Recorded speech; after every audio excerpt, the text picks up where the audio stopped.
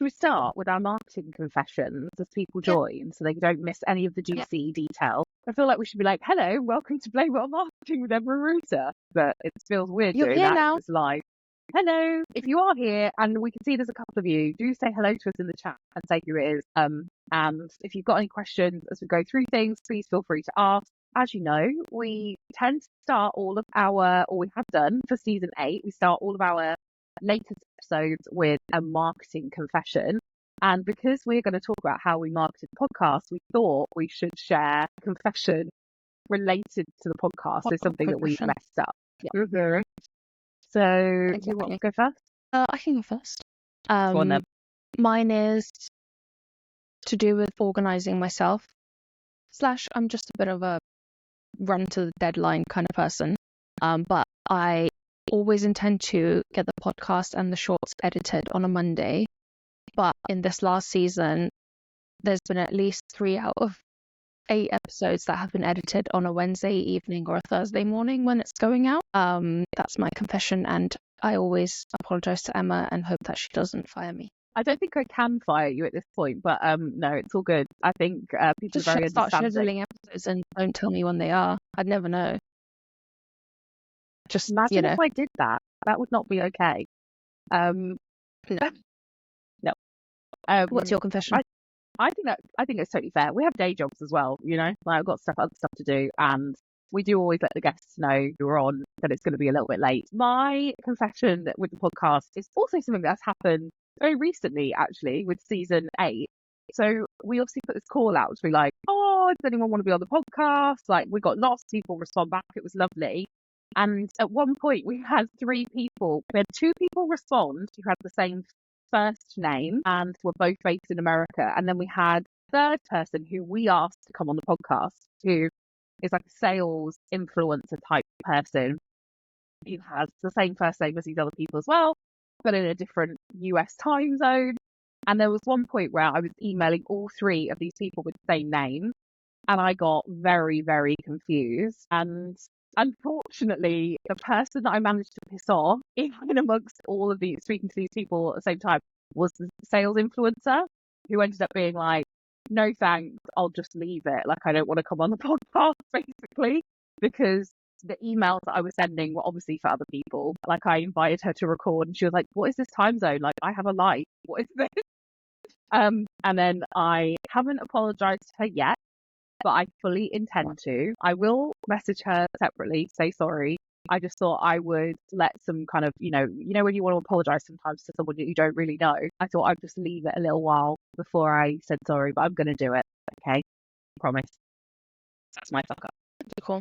So, Emma and I had a little pre-episode plan like 20 minutes ago because, you know, we're that good. And Emma had a good idea of splitting this episode into a couple of, well, I'm going to call errors if I don't get sued by Taylor Swift, off the podcast. So like kind of how we started, the kind of middle bit when we started to pick up some reasonable viewership and followership, and then kind of where we're at now, and what we're planning to do. And by the way, if we haven't said already so, this episode is us literally breaking down exactly how we make the podcast, how we promote the podcast, what it costs, how much time we spend, what tech we use, all of that stuff. So we'll take you from the beginning to now, because things have obviously evolved and grown and changed.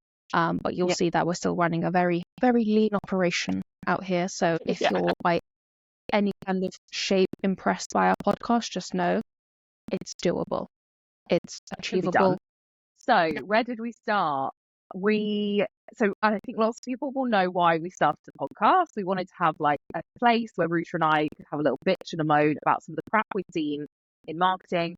After we worked in house together, and then when we became consultants, we were always like voice noting each other, being like, oh my god, look at this shit. So that's why we started it. And to start with, we didn't really have a plan. I think we basically knew we wanted to call it Blame It on Marketing, because I think we kind of knew that was going to be the theme. Like that's what we wanted to cover. We wanted to have that opportunity, and we did want to do something that was quite in your face. We didn't want to have like another podcast that was like B2B demand gen. No, that's not us. We wanted to actually like lift the lid on some of the conversations that people really have.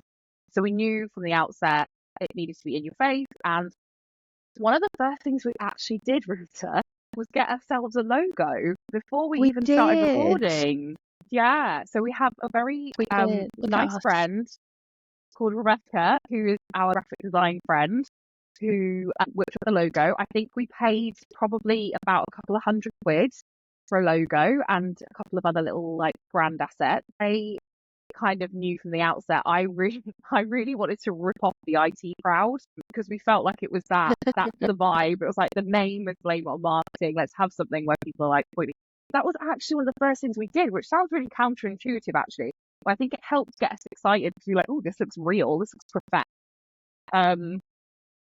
So that's where we started in terms of that. And then I think when we were thinking about like guests, to be honest, like we knew what we wanted the podcast to be about. We knew we wanted to talk about all the cliche stuff. Like we had that come up. And so when it came to guests, like we really did go to people that we know for the first season. Yeah. And so like I'm looking at the list now. You're looking at the list? Yeah. Even Will Aitken, who's on there, who's a sales influencer, is someone that Ruta had like, that he'd like done a sales role before he was famous. Sales. Yeah, before he was famous. Yeah, so like in the first season we had Will, Megan, Jamie, Ian, an us episode, Lewis, Timmy, and then him, Courtney, and Dan.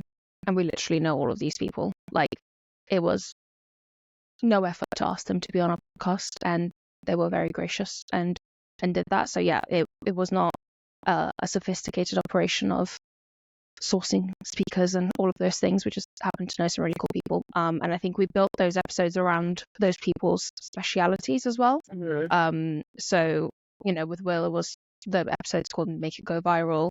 With Megan, it was about hiring because she's in recruitment. Yada yada yada. You get the idea. So we were kind of finding the Venn diagram middle between Blame It on Marketing and that person, and then finding a topic within discuss with them. Yeah, and I think like I'm trying to think now, were we recording the first season as we launched it? Like, I'm trying to remember now whether we'd recorded stuff and then started launching. I think we did. I think we've done maybe like 3 recordings before we launched. We recorded did a couple, and then we just started posting them. And in terms of like the setup there, if anyone's interested in how it works, actually still works the same way now, is I use Adobe Premiere Pro to edit because I'm really anal. And I'm not going to bore you why, but Riverside will soon be able to let me not use Adobe. And then we posted that to podcasts using Buzzsprout. So Buzzsprout is like a central place to post your episode, and then you can connect a bunch of directories up. So Apple Podcasts, Spotify, Google Podcasts, and everything else. And you just kind of have to sign up for those directories. Some of them you can just automatically push the episode to. And then I think right at the beginning as well, we started making shorts. So that was a bit laborious to start with because I was doing it in Premiere Pro as well. Because this was actually the time before any AI video editing clip making software existed. I know we've come a long way in a year and a half. Quick.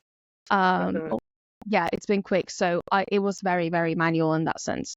So that's how we did, I would say, at least the first 2 seasons, right?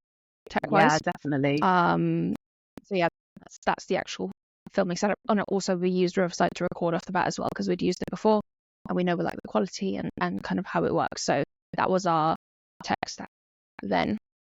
Yeah. And I think probably at that point, I would say we're probably spending maybe like £50 a month on everything, on Buzzsprout, Riverside. Yeah. Buzzsprout is like $12 or something. Riverside's like $20, and then my Adobe account I have anyway for normal work. So if you wanted to, it'd be like £40 a month on top. You really don't have to use Adobe to do it. Just putting that out there. Just anal. There are loads of other tools that can do stuff. When you were talking about the social posts, I remember like we'd go in and watch the whole episode and clip stuff out and like be doing a bit of it for the 2 of us and stuff like that. And we obviously had like some social media channels set up. So we had LinkedIn set up, not from the outset. From the outset, we kind of were posting on our LinkedIn, and then we eventually were like, a couple of weeks in, I think we were like, let's get a Blame It on Marketing company page set up. Yeah, was it when the trademark thing kicked off? I feel like that's when No, I we think were it like, was oh, before that. Was it before that? Okay, go I think us. the LinkedIn page was Um, before that. I think we went on the grab okay, after the trademark thing, which we'll get to. sorry, And then continue. and then we also set up a TikTok really, really early on, early doors, because we were like, oh, let's play with it. We wanted to see what it was like. So we had somewhere to post the short, not just on YouTube, but to TikTok. It's worth saying that still to this day, we don't create separate TikTok content, which is not great, but that is one of the things we do. So how long were we doing basically that? A combo of our LinkedIn page and then posting in shorts. I think that must have been like the majority of the time up until the community came to be. I think we were probably around season 4 when we launched the community. I was just going to say, like, what Yeah, were our just results like? Because I know you've got stuff open. oh yeah, absolutely. So let me do this really incredible thing of sharing my screen. Apparently, God, this is gonna go wrong, isn't it? Screen, Buzzsprout. Awesome. There we go. So has that popped up? This is our Yeah, Buzzsprout looks stats, good. by the way. So this is all of the podcast listens aggregated across the podcast channel. So this doesn't include YouTube or LinkedIn or anything like that. So almost 4,000 downloads. Whoop whoop. And this is, so I believe we launched the community in August, right? Of 23, July, August, one or the other. We should have checked. But these are our kind of seasons, and you can see when the season is on by the key here. So when the season is on, and obviously we're heavily promoting it, and there's new content, we're getting 150, 200 kind of views, and then when we're off season, we're getting way less views than that. So that's our kind of beginning numbers. And then also, I think how YouTube basically follows the same sort of peaks and trough pattern, doesn't it? It's very much like Absolutely. a season on, season When off. we're in season. Yeah. So you can see the numbers to begin with, very small.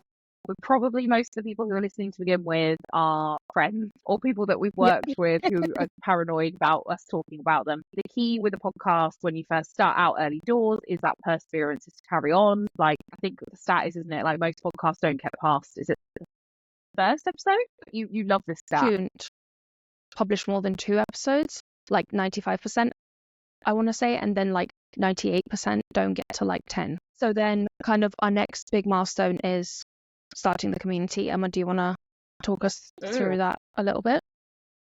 Yeah, so we early on, I think once the podcast got running and we realized we were talking to lots of marketers who, like, I think some marketing podcasts do focus on trying to speak to people who have like highest follower numbers or influencers. And obviously we've had a mix of those people, but we've tried more to focus on speaking to people who just do the job, who like get their hands really dirty still, because those people have the most interesting stories.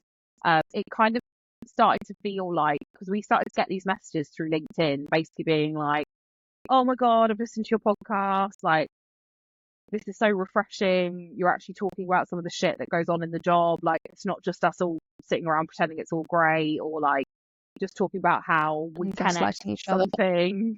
Yeah. 10x. Like, Oh, yeah, dude. we're kind of being maybe a bit more honest and transparent than some other people are on their podcast. And we were like, okay, there might be room for a community here. It's something we would like to do. We launched the community. We use a tool called Mighty Network. We pay for the pro license. So that is about, it's 100, I'm trying to do my USD to GBP. 130 something quid a month. So it is a bit more expensive. So they're obviously, we're now wrapping up the bills a little bit. Starting to spend, and there have been other tools that we've used and ditched along the way as well. It's worth saying that. So we had some stuff that were like AI transcribers and things like that. But yeah, so we set up the community because, we thought there's actually a place for this, and it'd be a really nice place. So at the beginning, it was very like, there was one channel, it was like, what's like just like a marketing, I don't think it was called Marketing Gossip. I can't remember what the channel was called. But it was basically just like a place to put anything and everything. And we also like had the podcast episodes housed there. That was basically it. And it just started out very gently. I can show you some. What's on my screen? Yeah. So I need to click share. And Screen or present? share and then screen and then pick the page. And whilst Emma's getting her screen up as well, what did I want to say? Oh, a couple months before we launched the community, we actually bought our domain name, which was blameonmarketing.com. That was partially because of the whole trademark drama. Again, referred to the trademark drama episode if you want to find out more.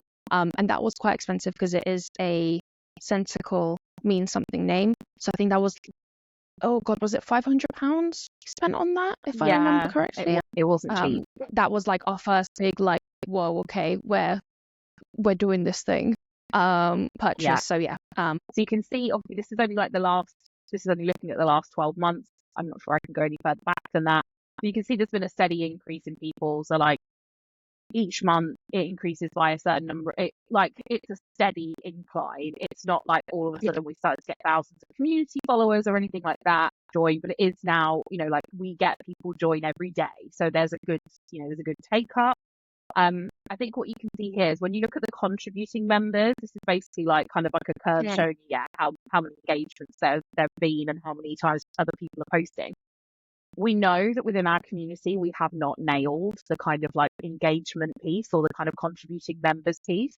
So we kind of recognize that's some work to be done. But as you can see, like it's one of those things that it almost kind of mirrors when the podcast is on and off. So when the podcast is happening and there's content posted, you get more engagement. And also, just to say, like, Emma completely manages that. I am fucking useless and I need to do more work on it. So that's that. And also, Emma does all of our social, by the way. So if you're wondering who all those social posts are from, it's Emma. We'll talk about the community and kind of our plans / what we want to try in the third act. One of the things that you might be wondering is like, okay, so how are you promoting the podcast? Obviously, LinkedIn, people go listen to it, whatever. How are you getting new community members? Emma and I both had Dripify set up prior to that, right? But what we did is we started inviting people that are following our LinkedIn to join us on blameonmarketing.com. So it's a very simple, by the way, if you don't know what Dripify is, it's a LinkedIn connection and automated messaging platform. So we have a lovely lady called Nimra on Fiverr who goes in and painstakingly copies and pastes everyone's LinkedIn URL that follows us and gives us a list of them every couple of weeks. And then we pop those people into our Dripifys, we connect with everyone, and then we have a little chat basically and say, hey, by the way, we're over at blameonmarketing.com if you want to join and see what's going on there. So that has been I would say probably our main way of driving new signups, because that's continuous where we're getting new followers, we're sending out more messages, and then obviously we promote it on the podcast and on LinkedIn itself through saying, hey, come join us. And we've done a couple of like promotion runs, as I like to call them, because I'm anal about getting to round numbers. So when we're like 297, I'm like, screen the thing and I'm like, hi guys, can you just make me happy and 3 of you join please so we get over to 300, which has always worked. So thank you everyone for doing that. I really appreciate it.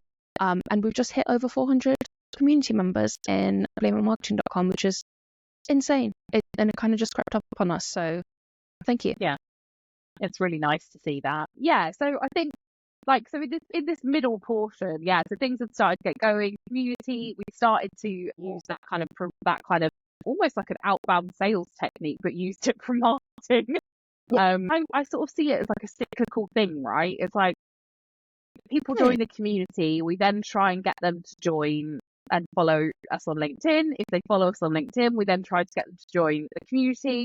If they just follow us, we try to do both, and we kind of just keep feeding the machine like that. And we use Dripify in the middle. It's also worth saying that we also have a webhook that pushes like our contact into HubSpot. One of the ways we used a database recently was to invite people to our event, which we had last Thursday, which feels like a lifetime ago already.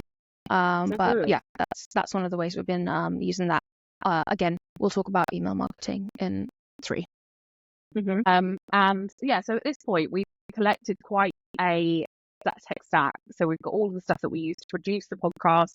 We've got all the bits to do with the community. We've got bits that are also helping us do the marketing. So we've got the Dripifys, we've got Zapier, connected up. We've got a HubSpot, which is free. Yeah. We're using like the basic Zapier stuff. So I would say at this point in the middle section of our story, so we're probably like a year in now to Blame It on Marketing. We're probably starting to spend a couple of £100 a month on the podcast in total. And that's obviously outside of any extra promotional activity we decide to do.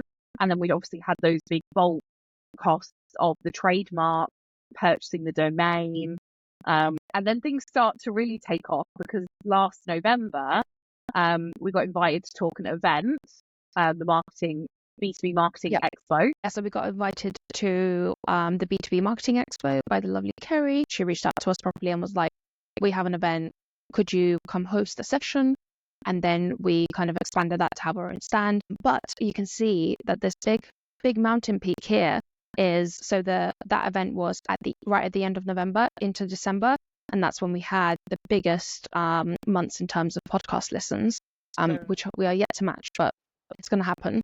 And yeah, that made a huge difference in terms of the uptake and the LinkedIn followers and all of those things in that journey so far.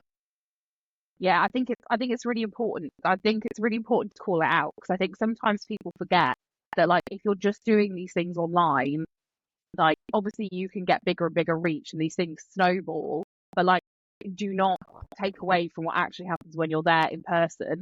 One of the things that happened, and we had like a mini viral moment, was because at the event we had this marketing confessions stand, which then sparked like a marketing confessions channel in the community.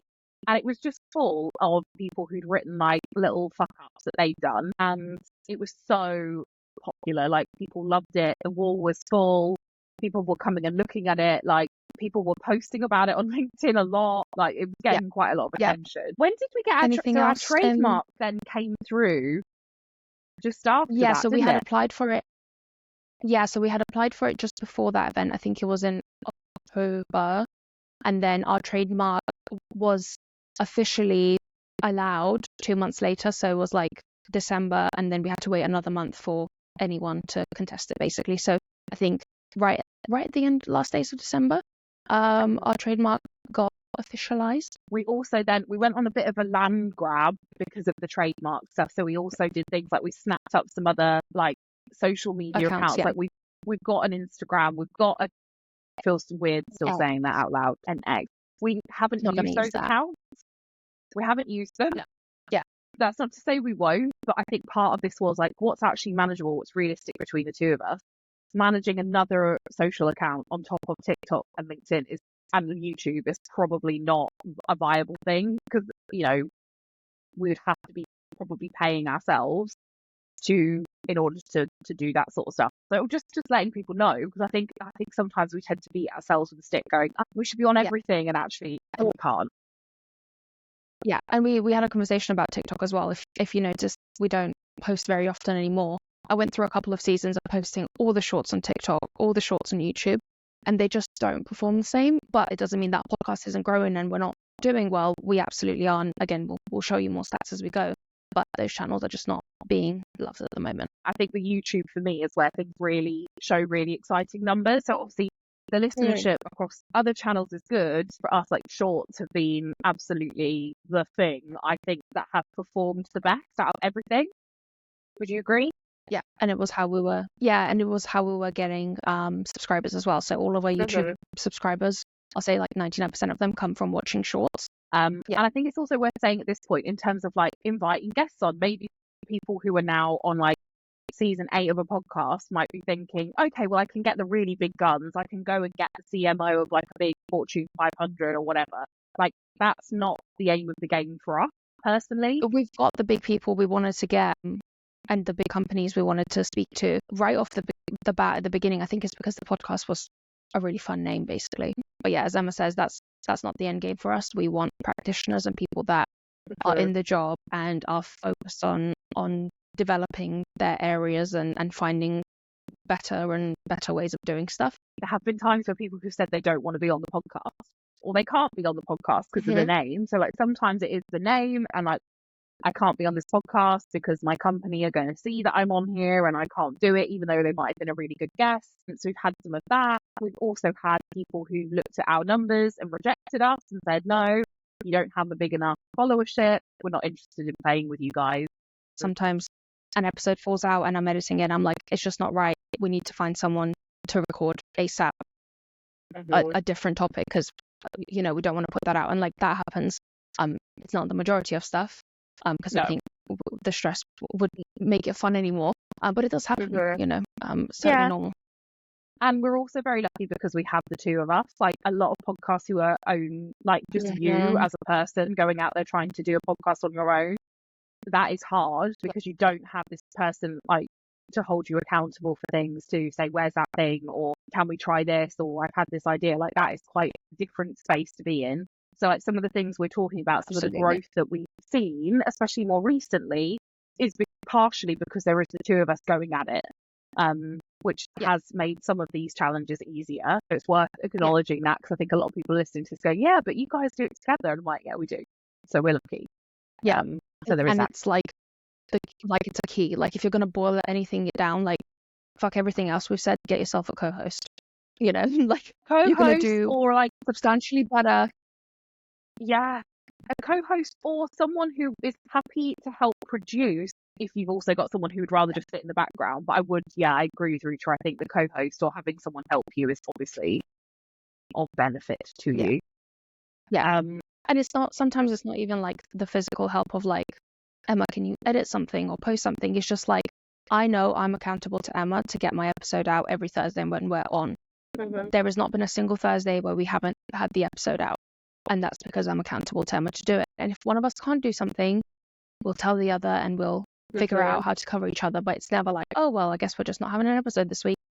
Should we move into kind of season 3, era 3 of act 3, whatever we're calling this, of the podcast? So I think the big kind of milestone that happened was obviously getting sponsored.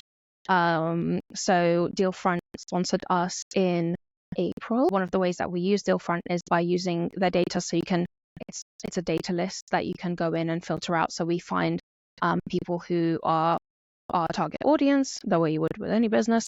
And then we copy and paste their LinkedIn URLs out and do the same thing on Dripify, but with like a cold outreach template. So that's one of the ways that we use their tech to help the podcast grow. But so we got sponsored, and then that was great because it meant that our tech costs were covered, and we could, not worry about our subscription bills. You might be wondering, well, what do we do with that money? We decided not to just cover our tech costs like sensible people, and that's when we came up with the Bad Marketing on Purpose campaign. The Bad Marketing on Purpose campaign happened in July, which was between 2 seasons. So that's when we chose to kind of spend our budget in that in-between bit. So yeah, do you want to talk more about that campaign and kind of, I think everyone's seen it and everyone kind of gets it, but just in case you don't. Yes, the idea behind it was how can we, so many of our episodes, we end up talking about how people who are outside of marketing think marketing's so easy and can we just do this stuff? And like we all have met CEOs and people who are like, can we do this mad shit? And you're like, no, because it's completely pointless. So we thought we would actually just do those things. And some of these campaigns, some of the things we did in the Bad Marketing campaign are things we have seen not just CEOs do, but other marketers actually do in real life. So like some of the things like the star that we bought that sat slightly to the right of Ruta over there is something that I had seen a marketing agency do. And I'm not saying that it was the worst thing ever, but I thought it needed to be taken piss out of. So yeah, they were all things that that we thought, would, and it obviously naturally, like it is bad marketing. Everything we did was bad marketing. Buying the star is not good marketing. Going and writing a ChatGPT ebook is not good marketing. That these are all very bad ideas. And then spending money, ad spend on them, all bad. But obviously, naturally, as a result of that, it did get us some attention because it's bad shit. Lots of marketers found it really funny.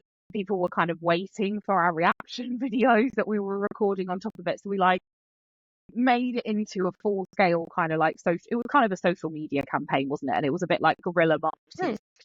And obviously it resulted in the extreme tattooing. I'm trying to show everyone. That's how it ended. So money well spent. Yeah. Money well spent. At one point I was like, Emma, how are we going to expense these? Because it's a business cost. But like, I can't give my accountant expense the tattoos. we didn't expense the tattoos. We paid for them ourselves, but everything else was paid for out of the sponsorship money. And it was like reinvesting back Thank you, dear into friend. so we could have covered the tech costs. Yes. And that would have been quite straightforward to do. Thank you very much. But actually we were like, let's reinvest the money back into marketing. So that obviously was like very noticeable. Can we very proudly show off our stats? Yeah. About the campaign. So what I'm showing you here is the LinkedIn follower metrics. And remember I said it happened in July. So as you can see, day to day, we have sometimes some new people follow us, sometimes none. As of the beginning of July, when that campaign kicked off, so Monday the 8th of July, we've not had a single day of no new followers. And as you can see, that upline has tremendously gone up. I can also show you in terms of the content, the kind of impression bump that we got. And I'm going to take sponsored out because obviously sponsored, that doesn't count. But this is our organic increase. So we're going from August of 23, and then, well, can you see where July happened? And we're still keeping on a much higher baseline than we did before. So, for example, I was messaging Liam and Emma this morning. I was like, guys, we've put on 77 new followers in the last 4 days. We used to do that in a month, like 2 months ago. This is insane. So again, thank you, everyone. But just to show that campaign's really kicked up, like some momentum in the channel. That this to me is like the third era of our marketing. Yeah, and then I think the final thing that kind of happened in our third era is obviously we had a live in-person event. We wanted it to be really relaxed and for people to be able to have like do the marketing confessions in person, so that we're all kind of like just building that foundation with each other that says it's okay to like admit that you fucked stuff up and that we're not here to laugh about it, but that we're here to kind of get it off your chest. And then hopefully you feel less anxious about it. And it was a really nice event, you know, in true event in-person fashion. About 46 people registered. Probably about half of those people showed up, which is, you know, it's what you expect for an in-person, especially in London on a Thursday, to a free event at 4 o'clock in the afternoon. And I'd say probably like half the people in the room are people that were like completely brand new to us, just like didn't know about Playbook marketing, never seen the podcast, never seen anything. And it was just a really nice opportunity. So hopefully we won those people over and they like us now. So that was really cool. And I think we would like to do more of that. I feel like the in-person stuff just kind of bolsters what we do in the community, and also like it kind of makes me want to keep doing the podcast, because we're like, we meet people and people do face the shit that we talk about on our podcast. So yeah, it makes me want to keep doing it. Our next in-person thing, by the way, is at Tech for Marketing on the 18th, 19th of September. Is that the right date? So if you're a marketer, it's free to join. So we'll put the links in. We're doing a session, which we're going to do like a confessions type vibe as well. So if that sounds fun to you, we'll yeah. And I think what was the other things? I mean, why not? We wanted to talk a little bit about stuff that we want to do going forward, and some of the stuff that hasn't worked quite well, which we can kind of, I think, mash into the same bit. So with the community, like we recognise, like we post content in there regularly. We'd obviously love it if we got content back from other people and like really started getting those confessions and conversations started. But with every community, it takes time.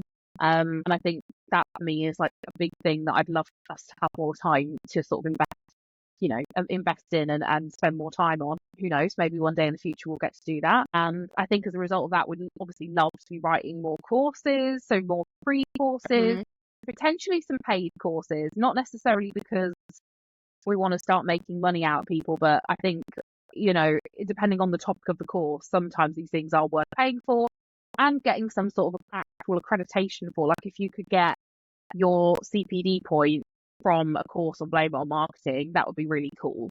Yeah. I've got 2 things on my mind for me. So one is email marketing. We do very little, like very scattered. Emma and I put in a monthly newsletter in our diary about 6 months ago, and we're yet to send one. So we would love to do more email marketing, and I think part of that is to get the community re-engaged. And then the other one is we'd love to create more bespoke content for the different channels, because I think that's obviously a growth area and audiences that are yet untapped, but we can't do it well right now with the time and resources that we have. So we've chosen to not do it, basically. Yeah. I think that would be really a really good evolution for us. I think the other thing that maybe is just worth touching on really quickly is the amount of time that all of this takes. I'm not sure we really actually said that. Very true. But I think it's worth saying that I think between Ruta and I would probably spend about 8 to 9 hours a week on Blame It On marketing each. That's the kind of time commitment you're looking at. And obviously that's the two of us. So if you're doing it on your own, you can probably imagine that you might be spending up to 16 hours a week doing all this stuff on your own. I can see we have had a question. And I think we should cover this off, by the way. Sorry, go on, Ruta. Should we cover it off? It's a good question, to be fair. Liam says, you always look and sound so sexy. What equipment do you guys use? Mics, lighting, etc. Thank you, Liam.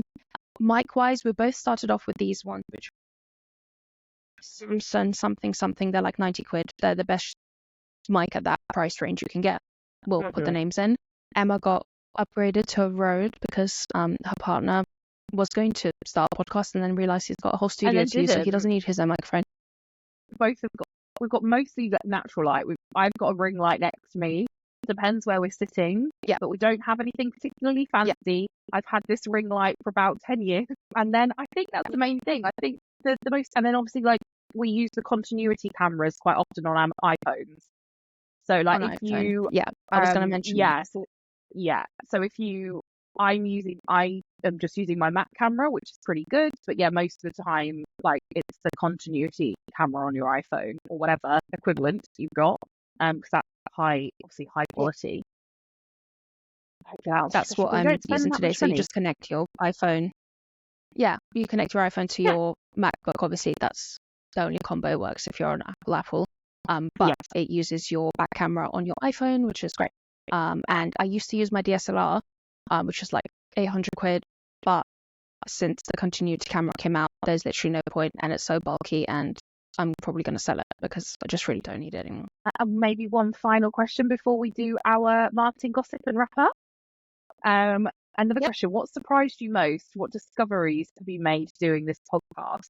I think the speed that AI has developed during our podcast when it comes to podcast production and editing, that's been a really pleasant surprise. I don't know if that's a really dry thing to say, but like again, we used to do first few seasons, everything was basically manual. Now the only manual thing that I do in terms of editing is actually editing the full episode. All the shorts, transcriptions, descriptions, everything like that is then either done by AI or at least start with an AI version of it and then edit it. And Riverside has been they've been developing as we go and just adding more and more stuff. So we've been actually able to dump a bunch of costs because we could switch everything to Riverside, which has been great. Yeah, that's been good. About you? I think for me, mine is actually more to do with my own personal development. I'm not saying that when I started this podcast, I thought I knew everything, because I'm sure shit did. But I've